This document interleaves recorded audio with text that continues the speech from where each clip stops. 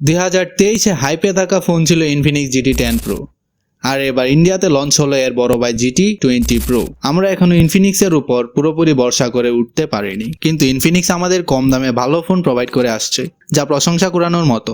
আজকে আমরা রিভিউ করতে যাচ্ছি ইনফিনিক্স 20 Pro। চলুন দেখি আন্ডার 35K এর ফোনটি আমাদের কি অফার করছে। হ্যালো টেক লাভার্স, আসসালামু আলাইকুম। টেক ভিলেজের পক্ষ থেকে আমি থাকছি রিফাত, আপনারা দেখছেন টেক ভিলেজ। GT 20 Pro ফোনটির ডিসপ্লে সেকশনে দারুণ কিছু দেওয়া হয়েছে।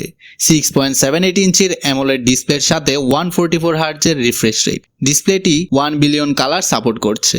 থাকছে ইন ডিসপ্লে ফিঙ্গারপ্রিন্ট। রিয়ারে থাকছে 108 মেগাপিক্সেলের এবং সাথে দুইটা অকর্মা সেন্সর।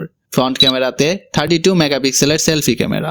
এতে প্রসেসর হিসাবে থাকছে মিডিয়াটেক ডাইমেনসিটি 8200 প্রসেসরটি, যেটি কিনা একটি 4 ন্যানোমিটারের প্রসেসর।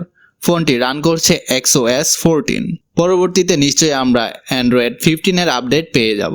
ডাইমেনসিটি 8200 প্রসেসরটি স্ন্যাপড্রাগন 888 প্রসেসরের সাথে কম্পেয়ার করা যায়। ফোনটি দুইটি ভেরিয়েন্টে পাওয়া যাবে, 8 এবং 12 জিবি র্যাম, সাথে থাকছে 256 জিবি স্টোরেজ। গেমারদের জন্য ফোনটি এক কথায় থাকবে মাখন। 144 হার্টজের রিফ্রেশ রেটের সাথে 120 FPS এ গেম প্লে করতে পারবে। ফোনটির ব্যাক প্যানেলে ভিন্ন কালারের 8 জিবির ছোঁয়া পেয়ে যাব, যা ফোনটিকে গেমিং বাইট দিবে। ফোনটিতে প্রয়োজনীয় সব পোর্টস এন্ড বাটনস থাকছে। ব্যাটারি সেকশনে থাকছে 5000 mAh এর সাথে 45 ওয়াটের চার্জার। চলুন এবার দেখি ফোনটি লঞ্চ হলে কাদের জন্য বেস্ট হবে। ফোনটি মূলত গেমারদের জন্য বেস্ট হবে, কারণ পাওয়ারফুল চিপসেটের পাশাপাশি 144 হার্টজের রিফ্রেশ রেটের গেম প্লে হবে দুর্দান্ত। আরো থাকছে 120 FPS এর সুবিধা। ব্যাটল গ্রাউন্ড গেমগুলোতে 120 FPS এর গেম প্লের সুবিধা কেবলমাত্র গেমাররাই জানে। তো ভালোর পাশাপাশি কিছু খারাপ দিকও চোখে পড়লো, তা হচ্ছে এর ক্যামেরা এবং চার্জার। ক্যামেরাতে যদি দুধবাজ সেন্সর না দিয়ে একটি আল্ট্রাওয়াইড সেন্সর দেওয়া হতো তাহলে খুবই খুশি হতাম। 5000 mAh এর ব্যাটারি 45 এর চার্জার দিয়ে